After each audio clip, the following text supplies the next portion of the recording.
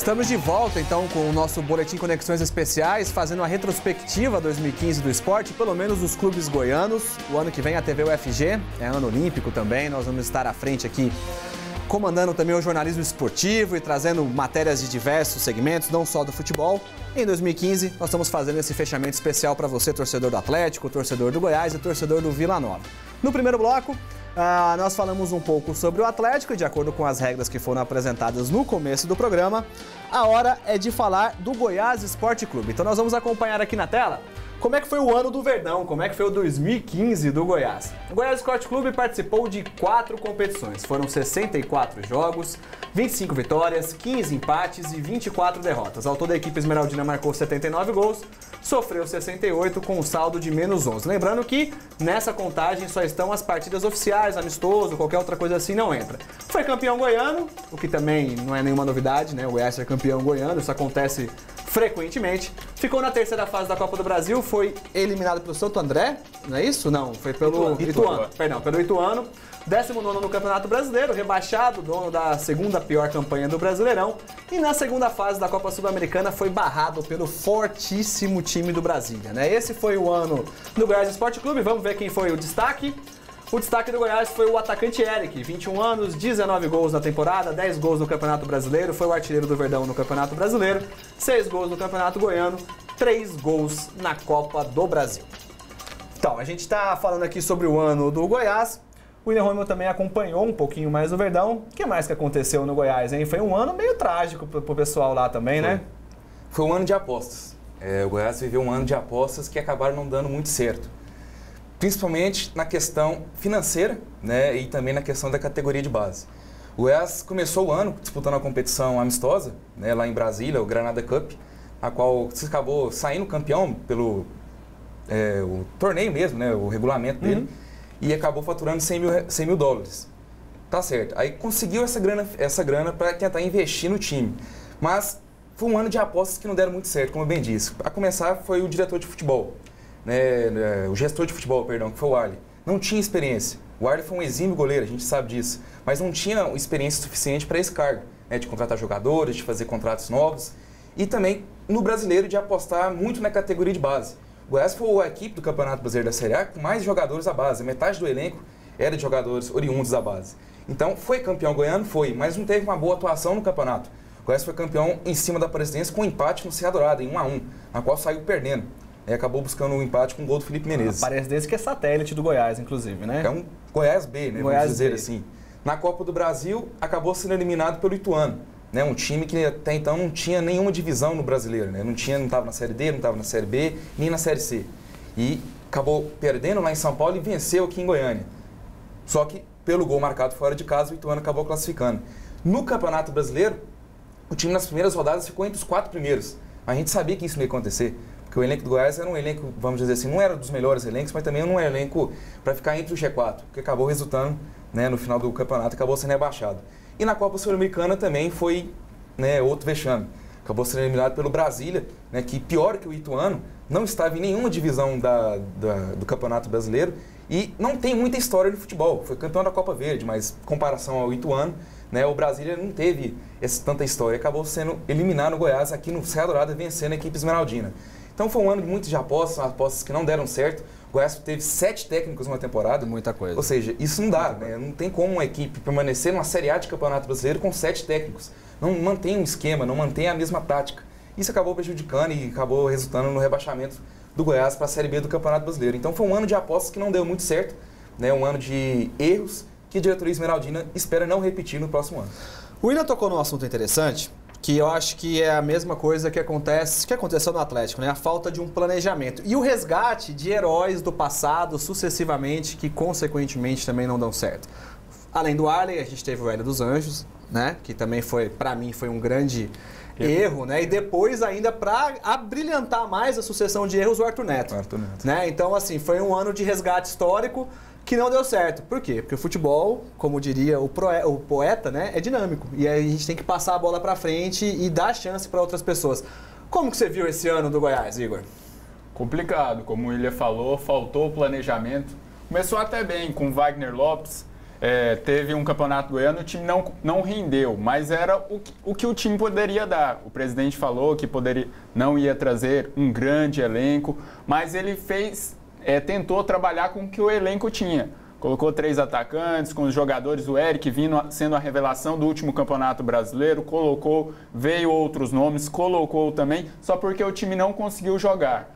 Foi demitido, veio outros treinadores, passou Augusto. Eu acho que também deveria ter continuado com o Augusto. O Augusto teve uma sequência já no Campeonato Brasileiro, deveria ter continuado com ele. Tentaram apostar, como o Ilha falou, apostar em um treinador. Sonharam com o Falcão, mas trouxeram o Julinho Camargo, né? Ele também não teve um tempo, mais perdeu do que ganhou. Quando ele começou ali tentar organizar o time também, ele foi demitido. O Arthur Neto e o Hélio dos Anjos também, para mim, foram os 2 grandes erros do Goiás nessa temporada. E faltou esse planejamento. Tentou apostar demais em alguns jogadores da base. O presidente achou que talvez a base poderia salvar, que nem salvou ano passado. Ano passado também teve muitos jogadores das categorias de base do Goiás que salvou o time. O time até fez um campeonato brasileiro até bem no ano passado, só porque esse ano não conseguiu. O nível das equipes subiu e um detalhe, o Goiás perdeu demais em jogos contra concorrente direto. Esse talvez foi um dos grandes detalhes para o rebaixamento do Goiás. E nos outros campeonatos, nem precisamos falar, né? Foi uma decepção o Goiás. Bom, outra coisa que também chamou a atenção esse ano no Goiás foi em certo momento do campeonato, não, em certo momento da temporada, perdão, Vitor, a briga entre o Eric e o Hélio dos Anjos, que deixou o Eric muito tempo afastado, né? E o Eric, a gente viu aqui, pode não ter sido o melhor jogador do mundo, né? Diferente do que foi a revelação, mas dentro do que o plantel tinha, era um jogador que poderia ser decisivo e ficou muito tempo afastado, né? Mesmo com todos os problemas, o Eric continuou sendo decisivo para a equipe do Goiás. Então, nessa ausência dele, mesmo o Goiás conseguindo alguns resultados até bons, só que foi uma queda de braço que não foi bom nem para o Hélio, nem para o Eric. Quem perdeu com isso foi o Goiás. Então, é algo muito ruim. Até complementando o que o Igor falou, o Wagner Lopes foi demitido do cargo com 75% de aproveitamento. É um aproveitamento muito alto. E no Goianão, o Goiás tinha perdido apenas um jogo para o Itumbiara. Então, demitiram o Wagner. Um trabalho que está no começo. Aí vem com o Hélio dos Anjos, foi campeão goiano. É algo que a gente sabia, alguém que a gente sabia que não teria vida longa no cargo. Depois disso, deixaram o Augusto como interino.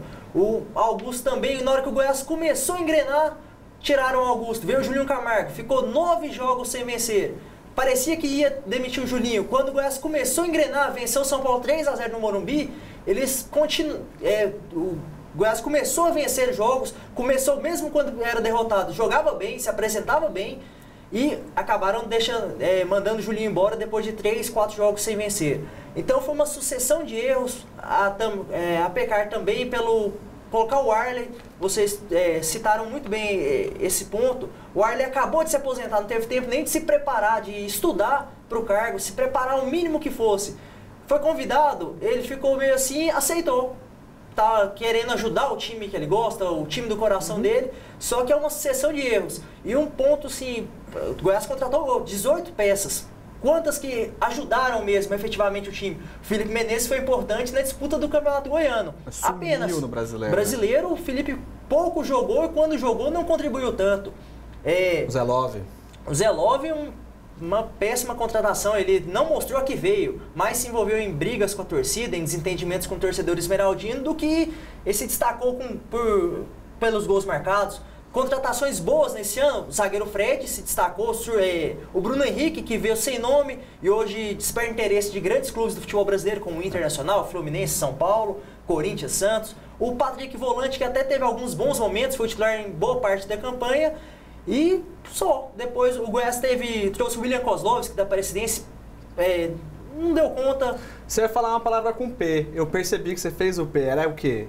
Péssimo? É um jogador bem esforçado, você fez o P e falou, não vou falar, é péssimo. Um jogador bem esforçado, trouxe outros nomes. Acontece. Trouxe outros nomes que deixam a desejar, pelo menos no quesito técnico. O Júnior Lopes, zagueiro. A gente lembra que ele não deu conta de jogar no Oeste, numa Série B. O Goiás contratou como reforço xerifão da zaga numa Série A. Então foi um planejamento mal feito.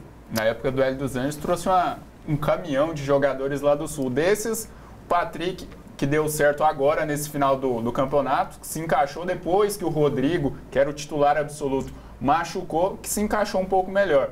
E o Fred também, que o Vitor falou, batendo muitas faltas aí, fazendo muitos gols de falta. Na lateral esquerda, outros que não deu certo, o Foster, alguns jogadores que não deram muito certo. Bom, o Goiás foi rebaixado, e aí a gente falou de todos esses problemas, e a gente sabe que, não aqui tirando mérito ou não, mas às vezes algumas decisões são tomadas de forma autoritária, ok? Isso é fato, no Goiás algumas decisões não passam diretamente pelo Conselho, como, por exemplo, o Hélio Pinheiro já assumiu em entrevista que ele trouxe o Arthur Neto e disse que em 2017 estaria abandonando o Conselho, que seria quando acaba o mandato do Conselho Deliberativo.